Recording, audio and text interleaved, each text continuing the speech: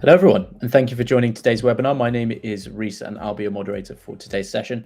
We're going to kick off in a few minutes at the top of the hour. We're just waiting so everyone has a chance to join. In the meanwhile, though, we'd love to hear from you. So let us know where you're joining from using the chat or the comments, depending on what platform you're watching from. And yeah, tell us something that you'd like to get out of today's webinar.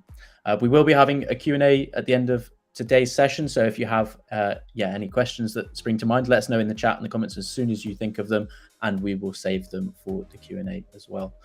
If you haven't already, register for the event on DataCamp, and we will send you the recording as well as any resources we get as well.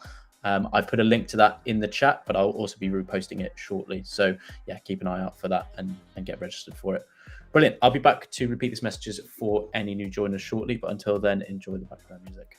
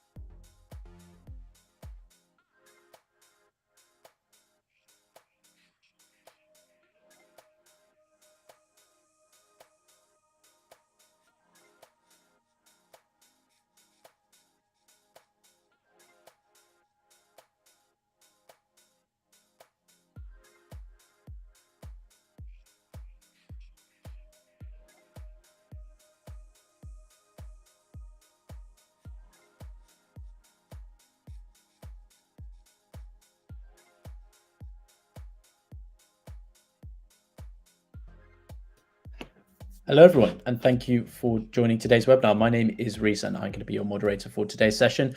We're going to kick off the session in a couple of minutes at the top of the hour. We're just waiting so everyone has a chance to join. Let us know where you're joining from using the chat or the comments, depending on what platform you're watching on. And yeah, tell us something that you'd like to learn in today's webinar. A few bits of housekeeping before we kick off. The session is being recorded, and the recording will be emailed to everyone that's registered for the event. If you haven't registered for the event, make sure you go find my comment in the chat and the comments. I'll be reposting it shortly, but it is already there, and you can get registered so we can send you the recording and all of the resources as well. We are going to also have a Q&A towards the end of the session, so if you have any questions for Basil today, then let us know as soon as they spring to mind. Pop them in the chat or the comments, and I will save them for the Q&A. Brilliant. I'll be back shortly to get us started, but until then, enjoy the background music.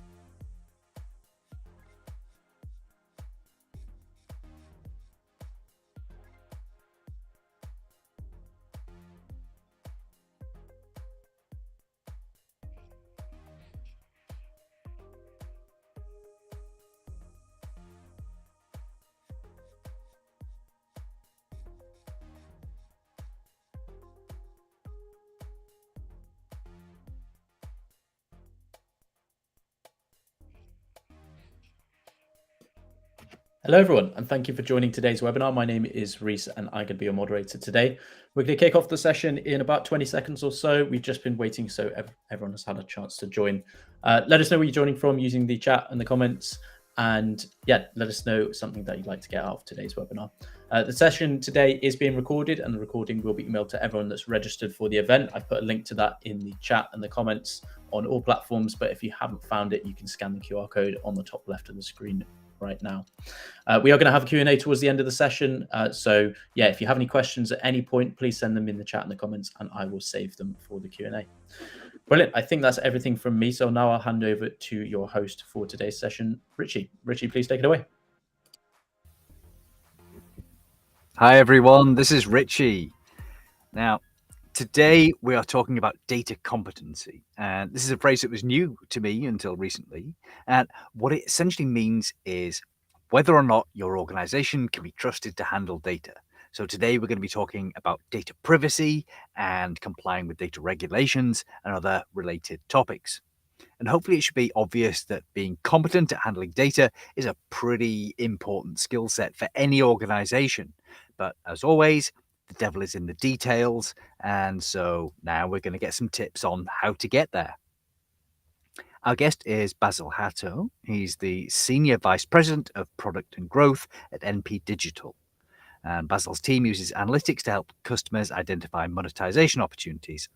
And he's got over 2 decades of leadership experience across media, startups, agencies, and tech organizations. And he was previously VP of Data Science, Audience and Analytics at Post Media. So with that, please take it away, Basil. Thank you. And hello, everyone. I'm going to be talking to you today about this idea of organizational competency and data maturity. The thing that we'll focus on most is how do we create actionable tips for championing this context and this topic across your organization. So we'll touch on a couple of key elements, such as what are the factors that have led to where we are today in terms of making data privacy and data competency such a focal point for so many different organizations and also governments. We'll talk about data competency, and this is the element, the framework that we've studied, we've modeled at NPD that help us formulate these discussions as well, and then talk about the key learnings as we've executed, as we've implemented and engaged brands in this discussion. What are the most obvious learnings and tips that you could take into your organization and begin to action today? And in my space, I'm fortunate and unfortunate. Fortunate because I get to meet a lot of people. I spend a lot of time on a day-to-day basis speaking with different teams across organizations and business leaders. And the way this topic of data maturity and data competency evolved is because most discussions today evolve as such. We talk about certain elements, new government regulations, Oregon, Colorado, Bill 25 in Quebec. I'm based here in Canada. So we have this notion of new bills that constantly arise, government regulations. And we're always then interjecting new initiatives around how to handle personal information. What do we do in terms of establishing new sets for managing consumer information? And we loop again and talk about privacy protection acts, new privacy regimes that are happening, and this notion of other circles and discussions that are evolving around addressability solutions from a marketing standpoint, ID resolutions, and then talk about global, expand beyond the locations that we're in, understanding this. Now, this looped circles, these loop discussions, is actually a very visual way of how most discussions have. No wonder that the executives, the clients that we're speaking to, in general, feel exhausted, confused, and sometimes actually anxious. It's because these intrinsic circles and discussions are almost never ending. And conversations never end with clarity around who do we need to engage?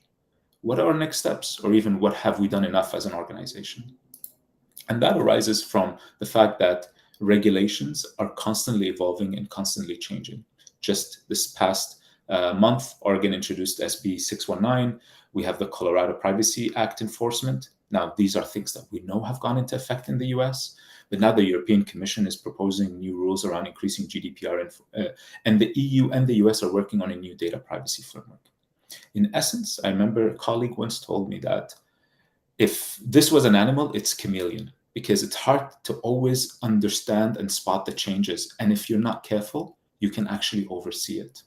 And when they mentioned this to me, I was at a client meeting and I was walking them through this notion of a chameleon and privacy is a constantly evolving reptile. They referenced another reptile and that is much scarier, much more intimidating, that we would run away from, and when we shouldn't, in essence, and we actually can't even afford to run away from. It's that serious. And they recognize that there's a lot of consequences. Significant breaches have only increased. IBM released a study recently that the cost of data breaches have increased over the last year. The average cost of business about 4.5 million. And to us, recognizing this, we realize that there has to be a way that we can engage clients but also engage different teams, different competencies within an organization around this idea of how do we build better understanding of this. And that's the notion of what birthed this idea of data competency. In essence, it's understanding maturity, building fitness and readiness within an organization.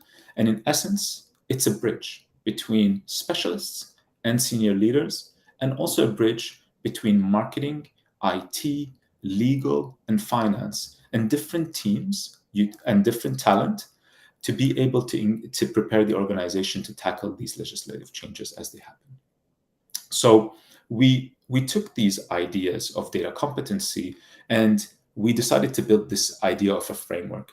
And for us to build a competency framework, we had to go back and really understand the forces that really influenced and drove us to the situation we're in today.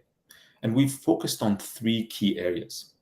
And this is key because they influence the framework that I will be talking about later today. So there's legislative changes. It's this complex state, both state in national and global changes.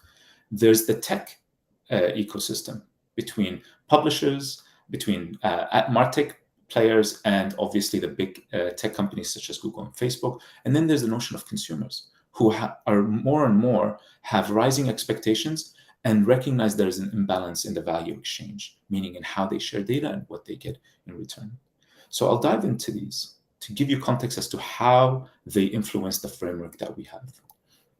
So obviously in the US, there has been, I think we've locked this down, about 9 legislative changes introduced just over the last 6 months in Virginia, Connecticut, Colorado, Utah, and California. But also we recognize that there's a lot of new initiatives that are coming. There's the California Privacy Act and Virginia Consumer Protection Act that is launching.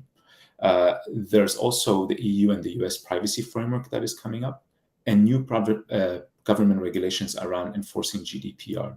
So there's in essence a constantly evolving ecosystem around legislations that is very important for us to understand and that will influence the framework.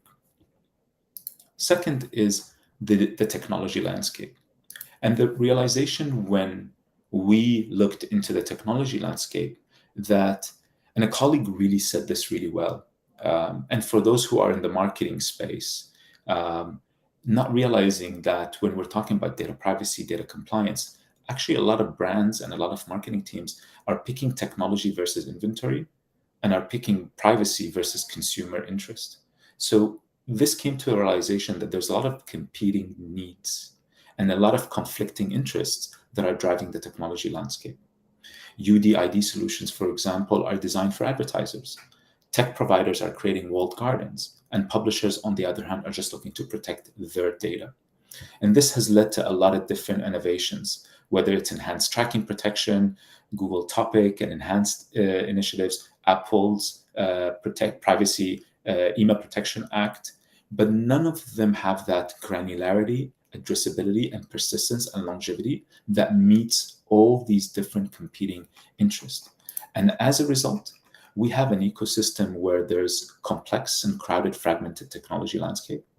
We have systematic inequity in the advertising supply chain. We have inadequacy in existing measurement models, and we have an erosion of customer trust. Which brings us to this idea of consumers. And I want to be careful. Consumers are very smart. When we talk about understanding consumers, we're not talking about this idea of somebody is just watching me. And I'm referencing the Rockwell's song from 1984, which I was listening to before of this to prep me for this discussion. It's much more complex. Consumers don't just look at data privacy as one holistic element. We've actually gone to market and we polled consumers in Canada and the US and came to the realization there's 5 key distinctive elements to how consumers look at how companies, corporations, and governments manage their data. And that's sharing, utility, collection, control, and storage. So are they comfortable in sharing personal data, in essence sharing? Are they satisfied with the value that they're getting from when they do provide that information to brands. That's utility. Collection, which is different than sharing. Sharing is information that consumers proactively give to businesses and enterprises. Collection is the data we collect in addition to the data that you share as consumers around your device ID, your IP address, your geolocation. On average, we collect about 90% more data than consumers share with us. So are they aware of the collection that are happening? Whereas, do you as consumers feel you have the control? This is very GDPR centric.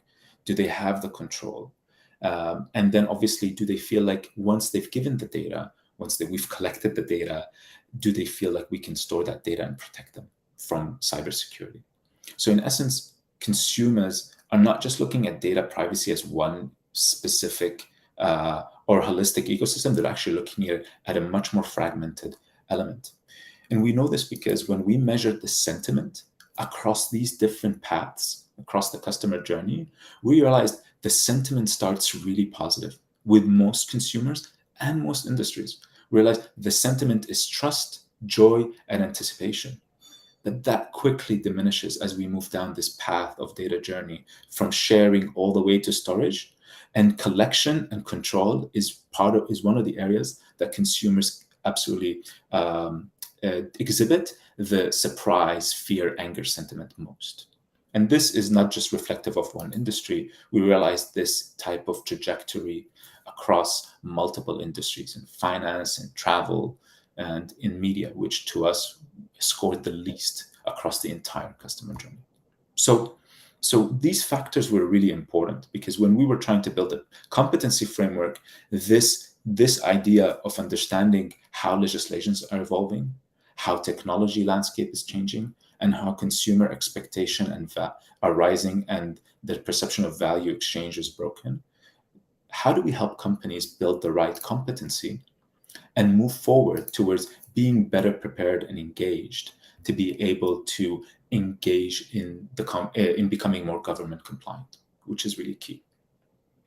So before jumping into the pillars, there's 4 key pillars that we've summed that encompass what we think organizations need to think about and how we are working with different stakeholders to build competency and expertise. And one is governance. It's the notion of, is there a unified understanding of the data practices around the collection, storage, and sharing happening across the organization? Second is the notion of people, culture, and talent. And in essence, does the enterprise have the right competency required to even make the right decisions once we discover there's certain technologies that are no longer compliant? Do we have the right development and training ecosystem? Third is about media and activation, which is really critical because most of the data that is utilized today is utilized for marketing functions and for growth functions. So how evolved is that media measurement frameworks? How do we adapt to new ones? How much information do we need to collect to be able to sustain and continue growing our business? And lastly, leadership, which is, have we identified the areas of risk? And in essence, is leadership ready to make the necessary decisions to be able to mitigate those risks?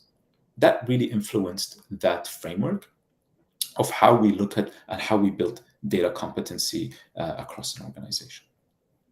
So I'll go one by one. So governance, it's in essence about future-proofing your enterprise data policies. It's about establishing the value of data. It's about developing proper controls around data collection, data storage, and data sharing. And it's about ensuring it flows securely from one platform to another. It's also about having the proper documentation on what data is collected and why it's collected and how it's used across the different ecosystems, such as like your MarTech stack, AdTech stack, but also across different teams. Governance is really important because in the past, we were able to capture all the data we wanted, and we were able to process and transfer the data across multiple ecosystems and platforms as we thought fit. But today, we have to be kind of more purposeful, more intentional in the way we collect data and what data we collect. Someone really said this really well, and I don't know the name, but I am quoting someone. In the essence, in the past, businesses were only at risk when the data was activated. that's when the risk happened. But in today's legislative world and in today's reality, collecting data poses a risk, meaning having data is by itself a potential risk for the business because of cybersecurity. So there's three components to data governance that we build questions around that help businesses assess. And that's questions around data collection, data storage, and data sharing. Data collection is the first aspect of it, and it's the data being collected. And is it aligned with the organizational needs? And is what's being collected a requirement or is it a luxury? And whether it's a service for a particular department or does it have the utility that we think it does? There's no legislation stating that added data sets shouldn't be collected. However, collecting more data just simply increases the risk threshold for a business. And there's 4 key questions that encompass the framework that really help bridge that gap across teams. And it's do we have a clear understanding across the organization, whether it's marketing, IT, and legal, on how we use consumer data to drive business goals? Another one is asking the organization, do all the consumer data generated by the various business units, are they mapped and they're inventoried? Obviously, there's a lot more questions, such as, is there clear understanding across our organization of the data collection we exhibit? And do most of the consumer data we collect, is it used for business goals and to improve the customer relationship, or is it just sitting idle? So data collection is a really key fundamental questions, and these are some of the questions that you can ask your teams internally to begin to entertain and build up that competency. Data storage is about how we store the data. So do we have a solid understanding of the systems, the technologies, and the processes that we process data, such as like geographic mechanism of the data? And do we have a clear understanding of what consumer data is stored internally on our own ecosystem and what data is stored externally with our partners and vendors? Obviously, you can ask questions such as, do we leverage encryption to store data? Or are we storing PII data in our MarTech and AdTech environment? And do we have any specific privacy procedures to ensure only authorized teams and individuals can access certain data across the organization? And lastly, it's about data sharing. So it's the flow between internal and external platforms. It essentially must always be well documented and well understood. Each platform today and each vendor must have this clear alignment on what data is being processed and how it's being utilized. And the most common requirement for this and why this is critical is for GDPR compliance or opt-out requests. So understanding how you share data is fundamental.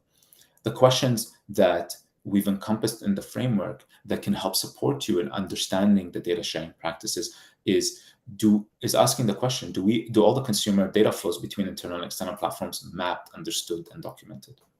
And do each vendor that we engage with, is their role in the data processing ecosystem clearly identified, mapped, and have we communicated that to them? You can also ask questions that I haven't listed here around accountability.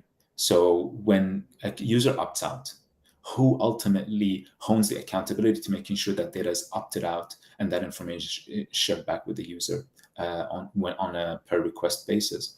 And where all the potential problematic data actions and associated problems, have they been identified, and have we documented the subsequent actions to mitigate that risk? Data sharing is fundamental in many ways. We think this is one of the areas, based on our analysis that I'll share later on, is where a lot of the exposure happens internally.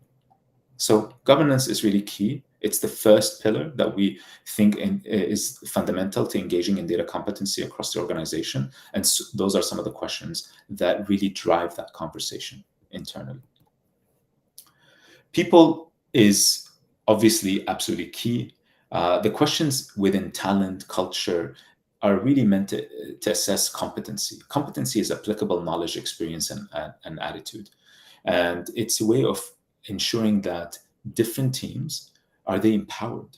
Do we have the right people to make the right decisions and are we investing in training? So these are the 3 elements of data competency and people and culture. Start with competency first. I love this notion of what Simon Wardley once highlighted and pointed out that not everybody across the organization needs to have the same expertise. It's the realization that adapting towards the future requires a multifaceted organization with different levels of expertise and pockets. So we studied organizations that have organized themselves based on these tribes with certain skill sets. A tribe that is focused on innovation, a tribe that is focused on scaling a platform across an organization. This has been one of the most observed good practices. But in essence, what I'm referring to is think aptitude, not attitude. So have your internal expertise. Do you have the internal expertise to make decisions on technologies and effectively assess privacy compliance with partners and vendors? Ask yourselves questions around, have we established a data governance body internally that encompasses people from different teams and different departments so that they can document and map the data flows across the organization? Ask the questions of, do we have the right internal teams and expertise to navigate the legislative changes? And is the team ultimately empowered to make decisions on which data to collect and which ones not to? So competency is really key. It helps surface these level of expertise as well.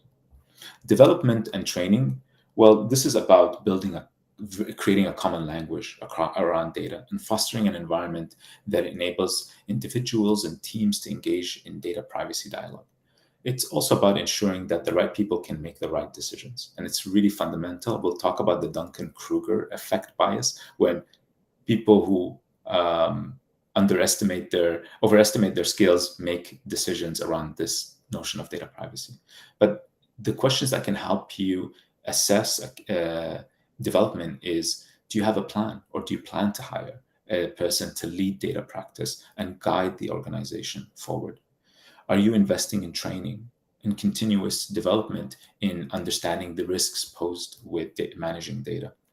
And those are really fundamental. We're not talking just about how you open emails and things that are pertaining to cybersecurity, but in essence, as a marketing team, are you engaged, for example, to dictate what data is really critical for you to achieve your marketing goals? And lastly is around accountability. Do we have a clear understanding of the roles and accountability as it pertains to data collection? Is there a certain point of accountability across the organization for when things don't go well, or when we need to move certain elements forward, whom we can engage? Is our team empowered to address data privacy quickly when identified, or is there a very elongated process, complex process for us to mitigate that risk? So those are really fundamental to accountability. It's not just the notion of who is accountable, but once we identify the risk, how quickly are we able to address it? So those are the fundamental three key pillars of data and talent that drove the framework. It's accountability, it's development, and it's competency.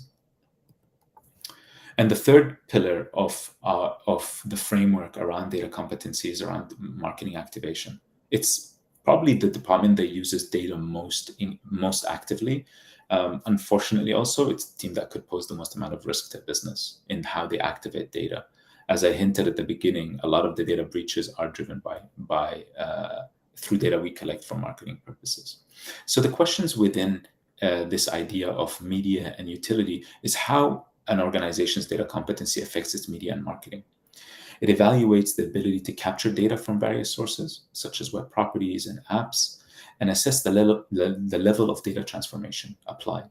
Like, do we do any profiling, and are we using AI as well? These questions are also there to assess how data is used for media and marketing purposes, such as partnerships, platforms, trade desk, and whether you have the right measurement frameworks that are either relying too much on PII data or using data-driven attribution, or are you leveraging media mix modeling as appropriate? So those are the elements of media activation. And it starts with how you capture data. Is your marketing heavily reliant on consumer PII data? Do you transform the data sufficiently before doing any marketing activation, such as profiling? And do you have any clear understanding around how your media partners and vendors generate and transform the data that you share with them, or how they actually collect the data that feeds into your ecosystem? The second notion is around data utility. So It's the level of data transformation, utilization, and profiling. How much data manipulation is applied to make the data useful. It's about questions around, is our data analytics input evaluated for bias? Are we currently passing consumer data to external partners? And do we sell our data right now? And this is becoming more of a discussion due to the rise of clean rooms for those who are engaged with partners and publishers around that discussion. So this is really fundamental because that's where a lot of the risk is exposed as well, is around the data utility. And then from an internal measurement standpoint, it's the discussions of how you report on marketing. With the deprecation of cookies, what type of measurement framework are you leveraging? Do you leverage data-driven attribution, or is the measurement framework heavily reliant on cookies? If so, are you testing new measurement frameworks? Are you testing media mix modeling to be able to track the impact of your marketing spend? And also, are you reporting only on C metrics? Have you explored bringing customer sentiment, brand sentiment as part of the measurements into your marketing rooms and executive rooms? So your media measurement is becoming more and more fundamental as well. So the three key pillars that from within this framework that influence media, specifically, it's your ability to generate audiences, it's how you share that data and use it, and your measurement framework. And lastly, the last part of the data competency framework is around leadership. And these questions help you assess your organizational readiness to make decisions that minimize risk. These questions include testing new platforms, being transparent about data processes, aligning customer views with strategy, anonymizing data, minimizing your data collection, or even switching to safer, more data privacy compliant platforms. The questions also assess whether your management team and leadership team is involved in driving success and implementing effective data governance. So in the decision an organization is making, it's also, is it able to make and action those decisions fairly quickly? And speed is something that we'll touch on as well. So the first element of the governance pillar is around risk appetite and the risk associated with processing data. Is it well researched? Is it well documented? Is it well communicated? Have we as an organization made the necessary decisions to mitigate the highest data risk areas of our business? It's questions around, are we equipped and are we prepared to comply with all government legislations, regardless of the regions that we operate in, or holistically across all the regions that we operate in? The easiest one to think about is your data privacy and your website privacy policy up to date? And do you have a clear roadmap as a business on the technology changes that need to be made to become more compliant or to prepare for the future? The second one is around your overall company mission and vision, and how importantly integrated is this notion of data privacy and data compliance is. So is there a clear understanding of the overall mission and which basically in essence informs and guides our data processes as an organization? Do we think customers trust us with our data? It's something that we are realizing a lot of businesses are unable to answer themselves. And questions around, do we have a clear defined innovation roadmap that we've outlined so that we can truly materialize or extract the value from the data that we collect? And is the executive leadership team highly involved in this process? Are they receiving constant updates on the progress towards data compliance and changes in the regulation? So it's really, in essence, the link between that senior leadership and the different teams across the organization, and how integrated is your data policy as part of your mission is. And lastly is partnerships. Do you have the right partners? Have you been engaged in a clear roadmap with them on what changes they need to be implementing or what new innovations they're introducing that will better position your business for the future? So in essence, that's something that it really is a reality that most times, most of the technologies that brands are using are not their own. They're not built in-house. They're actually probably licensed. So how engaged are those teams with their product teams from those vendors in understanding their roadmap, understanding the risks within their platforms and such? So I just walked you guys through these like 4 fundamental elements that drove that framework, that data competency, which is governance, talent, it's about media and utility, and lastly, it's about leadership. And all those questions, in essence, when formulated, when answered, they can help a business establish a competency score that really, in essence, tracks their readiness. And by answering those essence of questions, you can develop a score that businesses are then able to create a roadmap and create action plans that will help make sure that data competency is always at the forefront. It always ensures that different teams across the organization are integrated and aligned as part of these discussions, and helps you build a score that you can also assess and review on a quarterly basis, semi-annual base, or even an annual base. And what we're proposing in our framework is having multiple departments and multiple stakeholders fill it out. So when you're building these score measurements, it's not just a one person's input, it's actually multiple people's input, which is really critical.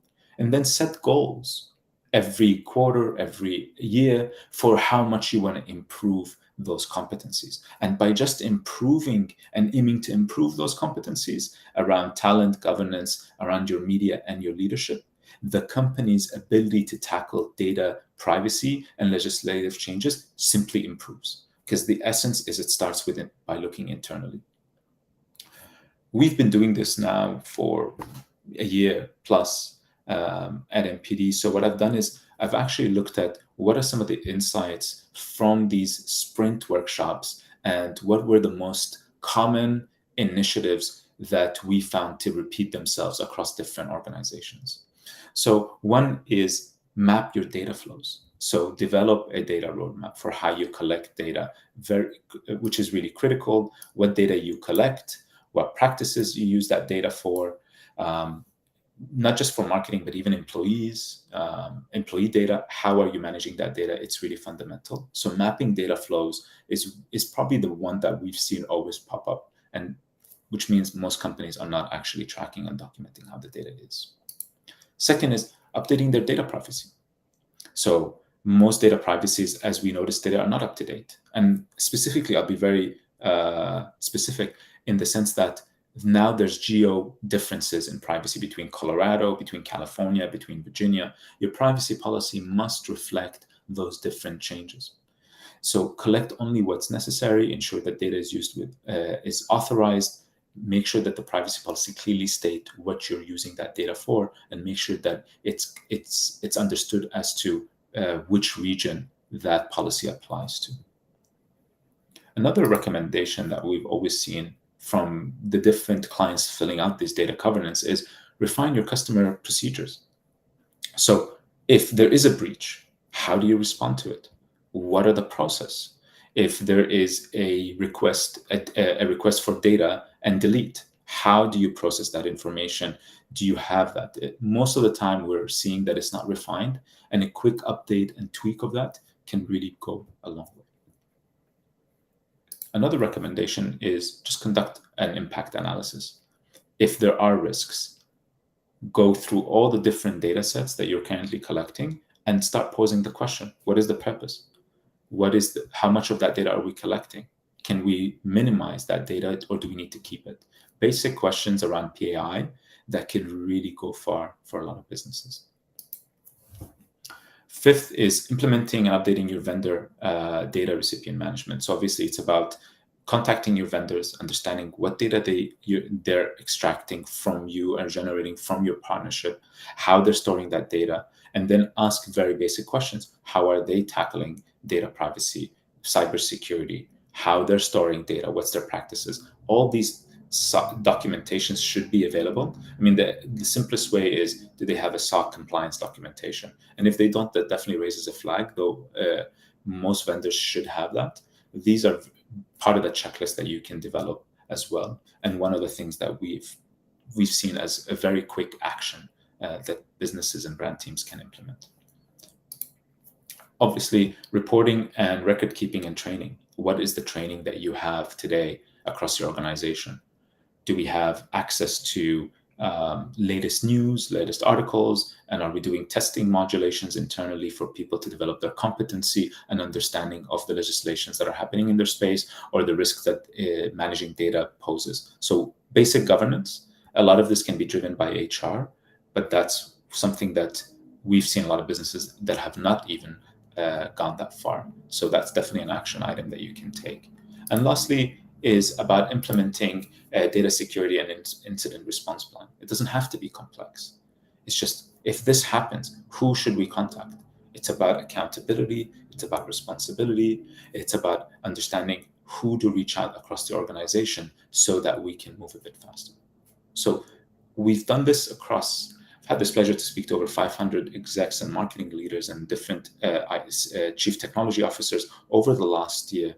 And in doing these analyses, these were just very prudent, reoccurring recommendations that come out of the plan that you and your teams can take and try to assess, do we have this or not? But also, there's a couple of other things to note. When you complete this framework, you'll always notice certain characteristics and traits that materialize, because the idea is to have different stakeholders across the organization completed. So I wanted to share with you guys some really practical findings and guides about what we noticed from how people actually manage data internally. And what are some of the interesting findings? From a governance, we noticed there's not enough transparency. So our advice is be transparent. Have a bias towards openness within your organization. If you want to effectively learn about privacy and data competency, then you need to share your operating way with others and allow them to add their wisdom and to allow also to challenge the process. So building privacy compliance in silo is a surefire way of having problems in the future. So definitely try to be as transparent as you can. Another interesting characteristic that we assessed in the governance is think small. Obviously, sweat the details. That's what we're saying here. Use small teams and break large data landscapes into small contracts. Don't be chased away by fear of complexity. Really go ahead and sweat the details. It's a really fundamental characteristic of a really strong data organization with strong data competency.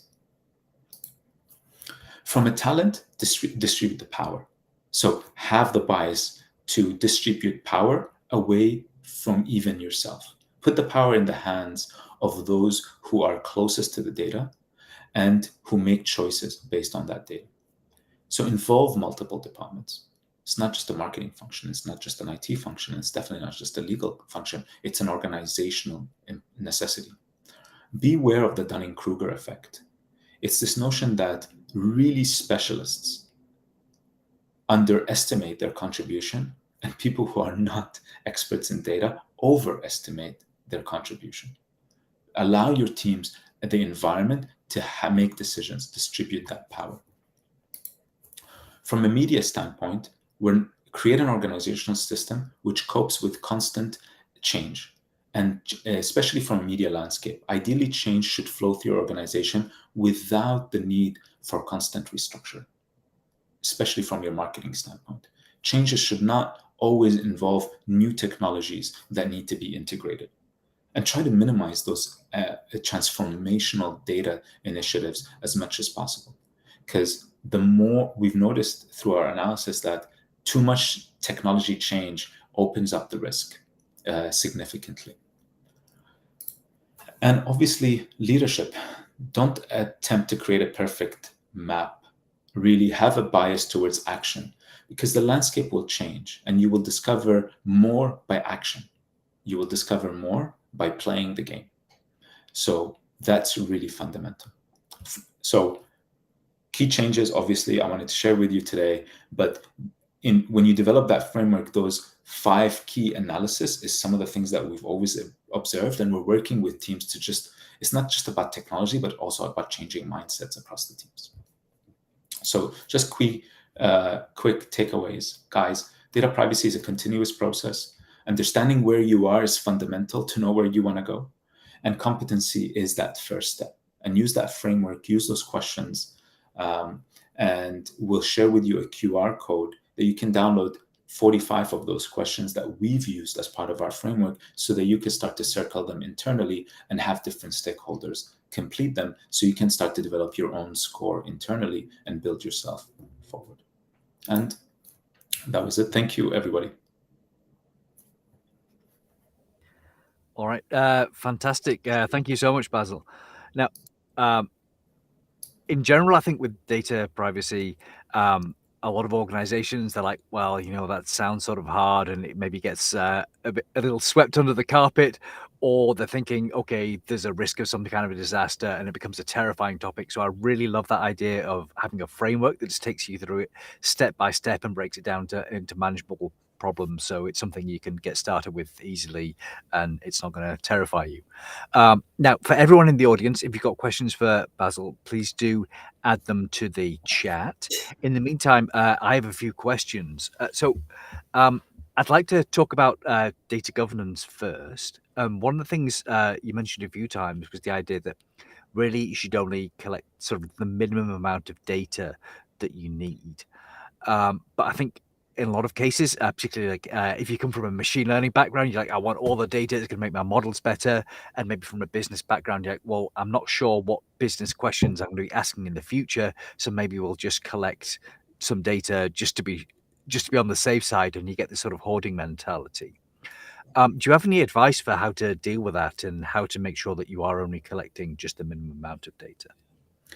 There's two notions in there. There's obviously this idea of AI, Richie, that you touched about. And when you are leveraging AI, so there's a question here. There's two actually facets to what you mentioned. Data collection, and you can have some control over the way you collect data.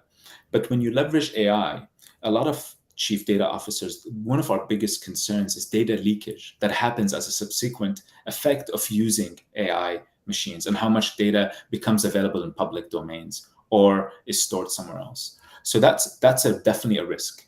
We're definitely noticing that minimizing that risk is a top priority for a lot of us. So you can have some control on how much data is shared with you. You have less control on how much data you collect. You have more control on how you store the data. I'm going down the customer data path because I think the risk parameters really change. You have more control over what data you bring into your data lake, your data factory ecosystem. And then the risk increases again when you talk about data sharing. So when you're leveraging AI models, definitely there's risk of data leakage that happens there. It fluctuates across. So it's not one thing or another. It really is a fluctuating, call it wave that you constantly have to tweak yourself to. But when it comes to AI, definitely big risk. Our recommendation is always pay close attention to what you're leveraging AI for, because that increases the data leakage and creates more risks for your business. Okay, thank you. And related to this, another sort of theme of what you were talking about was around really you want what data you have to be well documented and how the data flows through the organization to be well documented. So can you just expand a bit on what sort of documentation you need there? Yeah. It's a very simple question. I've been working with senior leaders around this, and been working in data for many years right now. And most teams are drowning in the data, Richie, rather than swimming in it. And that's because we try to solve problems. We observe that a lot of teams try to solve problems by looking at the holistic data sets. The recommendation that I have is turn it upside down. Look at the business objectives. So to determine what data you need, look at the outcomes and the decisions that the organization is trying to make. That can help. That backward forward thinking of understanding the objective can really influence and guide teams as to what data is really important. And that can drive your reporting mechanisms, your measurement mechanisms, but also can even influence the type of vendors and partners that you work with. So understanding the business objectives first and the decisions that are required should be the simplest way to tackle this and probably have the best governance as well. Okay. And maybe do you have any concrete examples of when like you would choose to not have some data versus like actually have that data? Like how do you go about deciding what you should keep and what you should document? Yeah, absolutely. I'll use a very simple example. I hope it's relevant to everyone here, but I worked in the publishing space for many years. And when you're trying to, for example, one of the key objectives is understanding lifetime value and understanding subscription behaviors. And the notion was we needed to bring all the data from subscriptions, from our CDP, from our analytics stack into one ecosystem to be able to do the modeling. But that was not the purpose. And we always gravitate towards trying to build the ideal holistic ecosystem before being able to action and produce meaningful business work, if I may say. That is what I've experienced a lot of teams undergoing, is the notion that let's bring it all together and then let's decide how we use that data. So because we realized that actually we just needed to calculate lifetime value, we looked at all the columns and tables that are available within each of our vendors, and then we dictated which data sets we need to bring into our data factory. And by doing so, we minimize the risk of having unnecessary information with our ecosystem that was not going to be leveraged. And the notion of storing that data, even if it was not used, by itself is a business risk. So we realized we don't need to bring all these data sets. We actually decided to only focus on 2 platforms. And then we only brought in certain data sets into our ecosystem that were only relevant for whatever reporting and measurement requirements we had. And we ignored significant portion. There was a lot of modeling that was required ahead of time, but that work, that upfront work and understanding all the columns and tables and the subsequent data, really, it was really important because it was educational, but bringing only what's relevant was minimizing the business risk. So in essence, that's how we've tackled it. That was one of the most recent exercises that we've done. Okay, and really was going back to what are the business goals, and that helps you decide what you actually need. All right. I'd like to talk a little bit about the people side of things. So you mentioned that, for example, you might want to decide to hire a chief privacy officer, and this sort of thing feels achievable for large organizations, but maybe not so much if you're a small company or a small business. Who are the people who need to be involved in privacy, like depending on the size of the organization? Definitely the most senior people as an organization. So even if it's a small business, obviously it's not the most engaging conversation to have. It's not the easiest conversation to have. The purpose of us creating a framework with very simple language, Richie, was to actually build a bridge so that multiple teams want to lean in and be engaged in this conversation. I think the simplest way is any person across the organization that leverages data, if it's a small business, should be part of that conversation. Okay. And related to that idea, because it does involve so many different teams, privacy is going to affect so many different parts of the business. How do you bring all these people together? So your data teams, your IT teams, your legal teams, your management, how do you get them in the same room? What's the process? In much larger organizations, obviously you have multiple people in different teams and you have different stakeholders. This is an opportunity to really assign people to represent departments. So one of the good practices that we've seen and currently is being implemented across the different clients we've engaged is the notion of, here's a representation from our media team, here's a representation from our measurement team and data team, here's a representation from the engineering team, legal, and that holistic overview, those champions, I'm going to call them data competency champions across the organization, is a really healthy structure. And the notion from there is do the framework, do the analysis, start documenting the data, and making sure the conversations happen at a consistent cadence so that this does not get sidetracked, because priorities will always do that will overtake and become more important than data privacy, because it's not something you can tangibly see and you're not delivering a subsequent outcome. This idea of data privacy is just an exercise of mitigating risk as well, right? So you're hoping that you never have to go down this path. You're hoping that you don't hear about it, and you're hoping that all these discussions and all these documentations are actually working. That's why you're not engaged in it. That's why it's never rising to the surface. So that's Richie, that's the common practice, is having these representative and making sure there's an ongoing engagement, a consistent communication cadence, monthly, quarterly. It depends on the complexity and depends on the size of the organization. Are basic, meaning you don't need to have a chief data officer always. You can have multiple people play that role and just one person leading the initiative.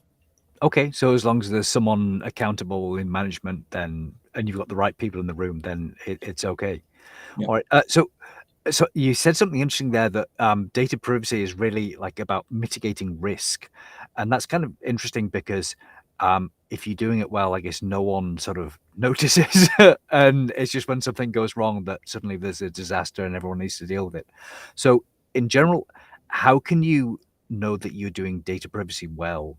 Because I guess these sort of disasters are going to be fairly rare, even if you're doing data privacy badly. So what's your sort of metric for success? Response time is an interesting one. So one way we can tell right away a team that is well structured and prepared versus not. So a simple question is, can I see the documentation for how data is stored? Just the practice of being able to answer this question consistently and cohesively with a proper documentation demonstrates that there's a level of understanding. That level of understanding is a step forward when it comes to data competency, and that's a good practice. So that's one thing that, and if it's not, if understanding accountability, if understanding that there is no point of contact, there's no single point of reference for this around this conversation, the risk means it just increases exponentially from there. I felt there's a lot of people in the audience just sort of sweating right now. Like in general, if you ask someone like, oh, where's this data? Is it documented somewhere?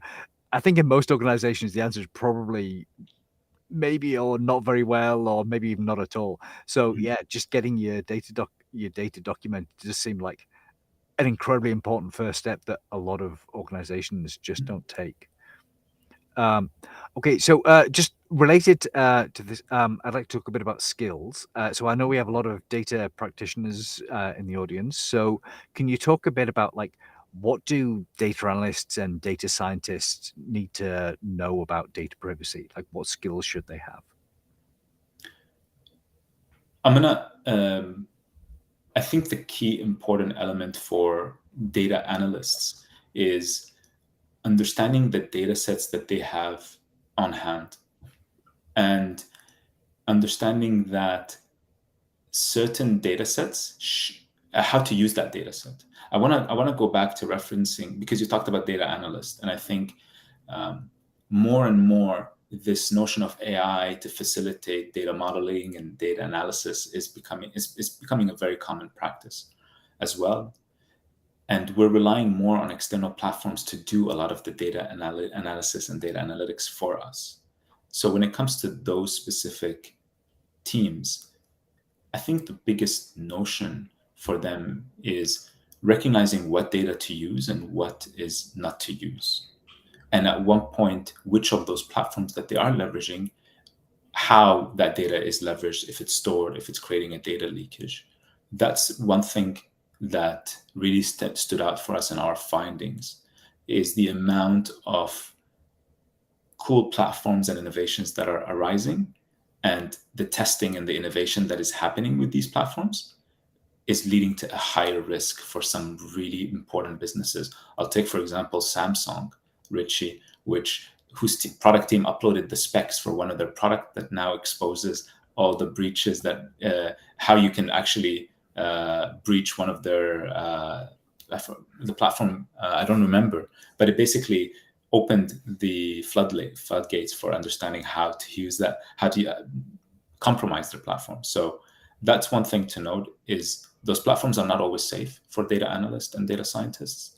You have to be very careful and engage with your teams to make sure you do the right due diligence before. Absolutely. So even just like storing something in a place that's maybe not secure, and someone gets access to it, that can really compromise your business in some way. Okay. And is there a difference for people who maybe don't have data in their job title, so they're not sort of technical data people? I'm thinking people like leadership or maybe product managers, things like that.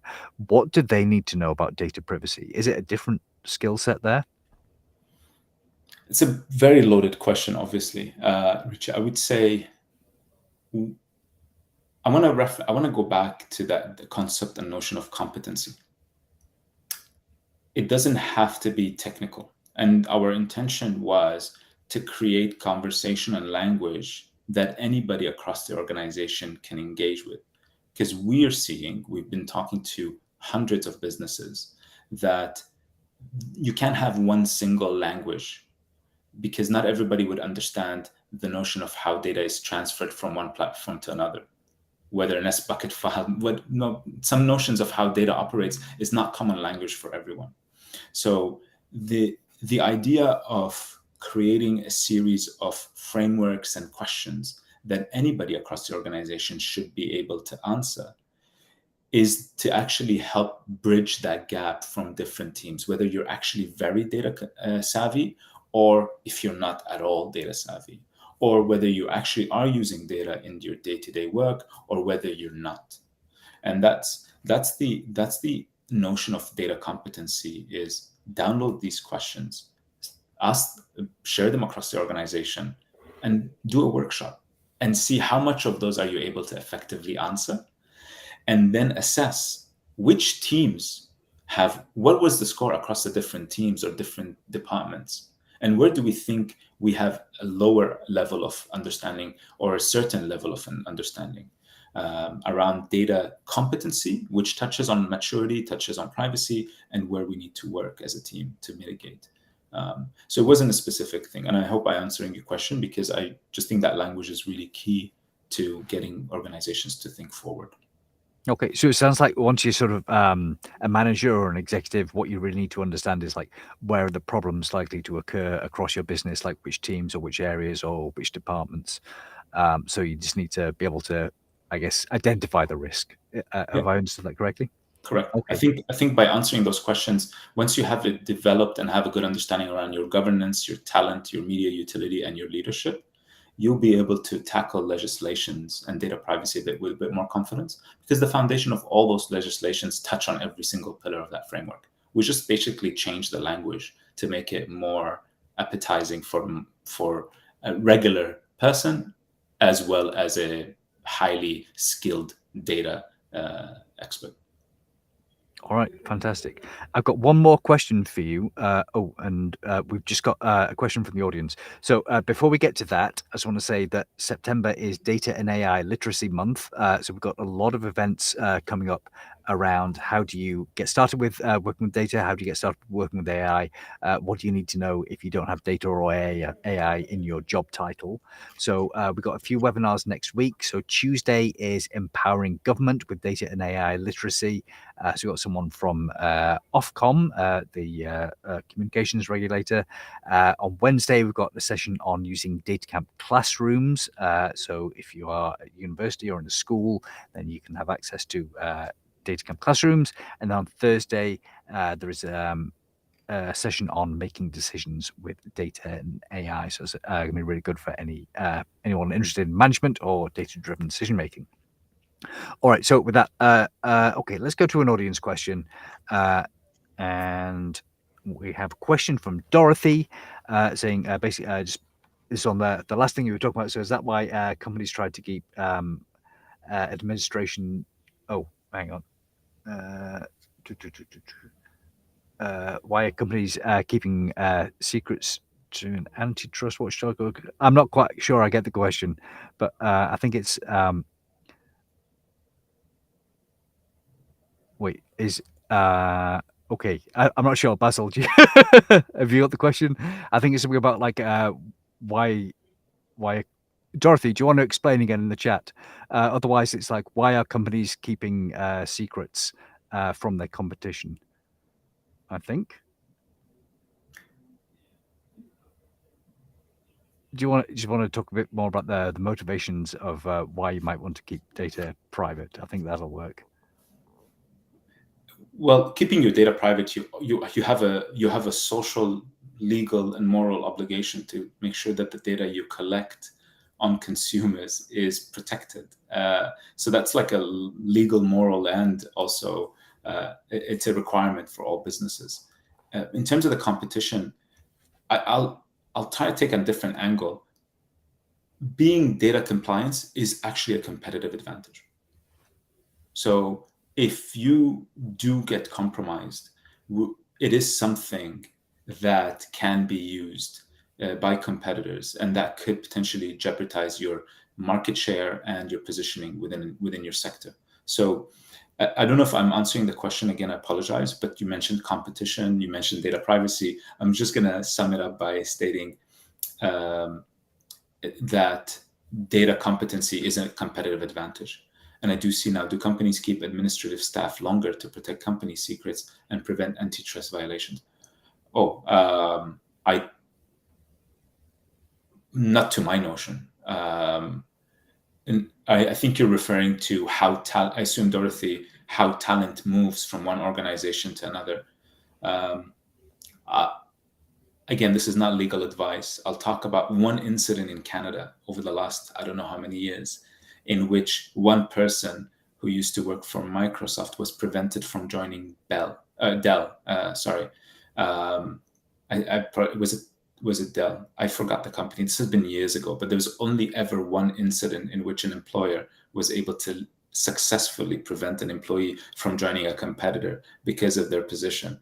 But the subsequent outcome of it was they had to pay this person's salary for 3 years afterwards as well. So it's very rare that companies can stop people from leaving.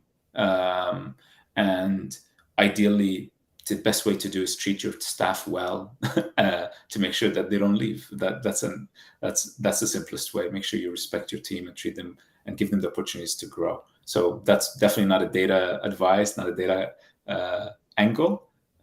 But from a legal standpoint, I don't have any record of companies keeping people on longer to protecting their data and secrets. And in Canada, we've only had one incident ever that was ever successfully achieved. Okay, although it does seem like a happy note to end on is if you treat your employees well, they will stay longer, and maybe that's going to help you out with data privacy. All right, thank you once again, Basil. That was really informative, really amazing, and yeah, the framework for data privacy looks very useful. All right, thank you to Reese for moderating. Thank you to people who asked questions. Thank you to everyone who showed up and listened today. I hope to see you again in future webinars. Please do go to datacamp.com/webinars, and I will see you in future sessions. We have so much exciting data and AI literacy content coming up in September. See you all soon. Thank you.